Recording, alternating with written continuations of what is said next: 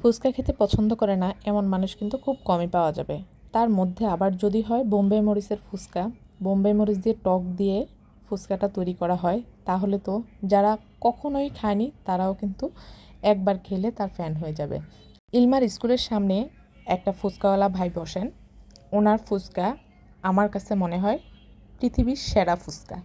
কারণ আমি যত জায়গায় ফুচকা খেয়েছি, উনি যে বোম্বে মরিচ দিয়ে একটা ঝাল তৈরি করে দেয়, যে টকটা তৈরি করে দেয়, যদিও এটা খুবই পাতলা, কিন্তু এটার স্মেলটা এতটাই ভালো লাগে আমার কাছে।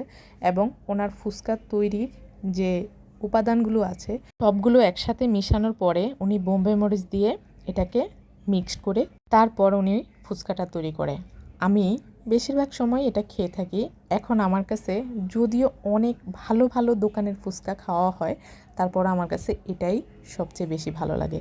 প্রতিদিন স্কুল শেষ করেই খুব বেশিরভাগ সময় দেখা গেছে যে ফুচকাটা খাওয়া হয়, আর ইলমাইয়া তো খুব পছন্দ করে। আর এই ফুচকার দাম কিন্তু এতটা বেশি না, বাচ্চাদের জন্য 10 টাকা করে প্লেট আর বড়দের জন্য 20 টাকা করে প্লেট।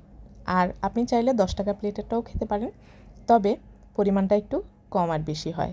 আমি বেশিরভাগ সময় খাই, আমার খুব ভালো লাগে, এবং স্কুলের অন্যান্য যারা আছে তারাও কিন্তু খুব পছন্দ করে, বাচ্চারাও এটা খেতে খুব পছন্দ করে। এখন অনেকেই বলবেন এটা বাচ্চাদেরকে দেওয়া উচিত না, তারা হাইজিন মেনটেন করে না। তার ক্ষেত্রে আমি বলবো এই পৃথিবীতে যারা খাবার নিয়ে কাজ করে তার 99% লোকে কিন্তু হাইজিন মেনটেন করে না।